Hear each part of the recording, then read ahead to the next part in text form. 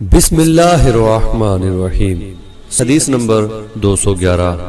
رسول اللہ صلی اللہ تعالی علیہ وآلہ وسلم نے دودھ پیا، پھر کلی کی اور فرمایا اس میں چکنائی ہوتی ہے۔ حدیث نمبر 212۔ رسول اللہ صلی اللہ تعالی علیہ وآلہ وسلم نے فرمایا کہ جب نماز پڑھتے وقت تم میں سے کسی کو اونگ آ جائے تو چاہیے کہ وہ سو جائے یہاں تک کہ نیند کا اثر اس سے ختم ہو جائے، اس لیے کہ جب تم میں سے کوئی شخص نماز پڑھنے لگے اور وہ اونگ رہا ہو تو وہ کچھ نہیں جانے گا کہ وہ اللہ تعالیٰ سے مغفرت طلب کر رہا ہے یا اپنے نفس کو بددعا دے رہا ہے۔ حدیث نمبر 213۔ آپ صلی اللہ تعالی علیہ وآلہ وسلم نے فرمایا کہ جب تم نماز میں اونگنے لگو تو سو جانا چاہیے، پھر اس وقت نماز پڑھے جب جان لے کہ وہ کیا پڑھ رہا ہے۔ حدیث نمبر 214۔ حضرت انس روایت کرتے ہیں کہ رسول اللہ صلی اللہ تعالی علیہ وآلہ وسلم ہر نماز کے لیے نیا وضو فرمایا کرتے تھے۔ میں نے کہا تم لوگ کس طرح کرتے تھے؟ کہنے لگے ہم میں سے ہر ایک کو اس کا وضو اس وقت تک کافی ہوتا تھا جب تک کوئی وضو توڑنے والی چیز پیش نہ آ جاتی، یعنی پیشاب، پخانہ یا نیند وغیرہ۔ حدیث نمبر 215۔ سوید بن نعمان رضی اللہ تعالی عنہ نے بتلایا کہ ہم خیبر والے سال رسول اللہ صلی اللہ تعالی علیہ وآلہ وسلم کے ساتھ جب صحبہ میں پہنچے تو رسول اللہ صلی اللہ تعالی علیہ وآلہ وسلم نے ہمیں عصر کی نماز پڑھائی۔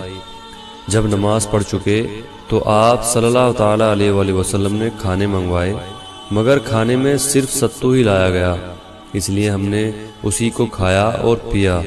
پھر رسول اللہ صلی اللہ تعالی علیہ وآلہ وسلم مغرب کی نماز کے لیے کھڑے ہو گئے تو آپ صلی اللہ تعالی علیہ وآلہ وسلم نے کلی کی، پھر ہمیں مغرب کی نماز پڑھائی اور نیا وضو نہیں کیا۔ حدیث نمبر 216۔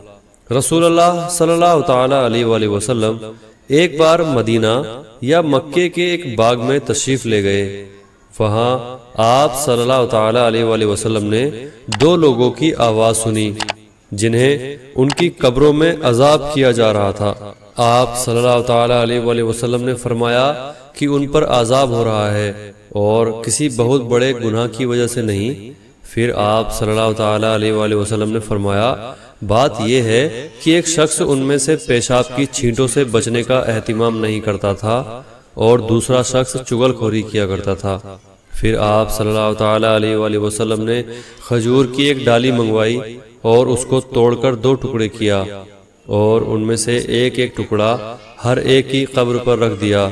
لوگوں نے آپ صلی اللہ تعالی علیہ وآلہ وسلم سے پوچھا کہ یا رسول اللہ یہ آپ صلی اللہ تعالی علیہ وآلہ وسلم نے کیوں کیا؟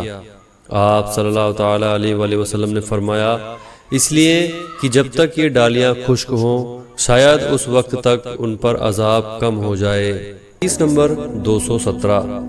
انس بن مالک رضی اللہ تعالی عنہ روایت کرتے ہیں کہ رسول اللہ صلی اللہ تعالی علیہ وآلہ وسلم جب ضرورت سے فارغ ہونے کے لیے باہر تشریف لے جاتے تو میں آپ صلی اللہ تعالی علیہ وآلہ وسلم کے پاس پانی لاتا۔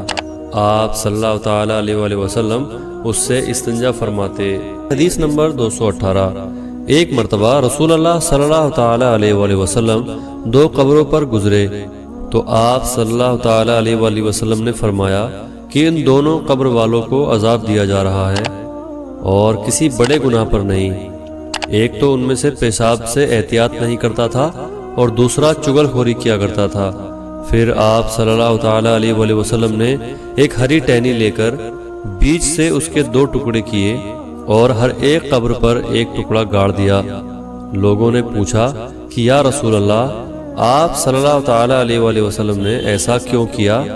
آپ صلی اللہ تعالی علیہ وآلہ وسلم نے فرمایا شاید جب تک یہ ٹہنیاں خشک نہ ہوں ان پر عذاب میں کچھ کمی رہے۔ ابن مسنہ نے کہا کہ اس حدیث کو ہم سے بقی نے بیان کیا، ان سے آمش نے، انہوں نے مجاہد سے اسی طرح سنا۔ حدیث نمبر 219۔ رسول اللہ صلی اللہ تعالی علیہ وآلہ وسلم نے ایک دیہاتی کو مسجد میں پیشاب کرتے ہوئے دیکھا تو لوگوں سے آپ صلی اللہ تعالی علیہ وآلہ وسلم نے فرمایا اسے چھوڑ دو۔ جب وہ فارغ ہو گیا تو پانی منگا کر آپ نے اس جگہ بہا دیا۔ حدیث نمبر 220۔ حضرت ابو ہریرہ رضی اللہ تعالی عنہ نے فرمایا، ایک دیہاتی کھڑا ہو کر مسجد میں پیشاب کرنے لگا تو لوگ اس پر جھپٹنے لگے۔ یہ دیکھ کر رسول اللہ صلی اللہ تعالی علیہ وآلہ وسلم نے لوگوں سے فرمایا کہ اسے چھوڑ دو اور اس کے پیشاب پر پانی کا بھرا ہوا ڈول یا کچھ کم بھرا ہوا ڈول بہا دو، کیونکہ تم نرمی کے لیے بھیجے گئے ہو، سختی کے لیے نہیں۔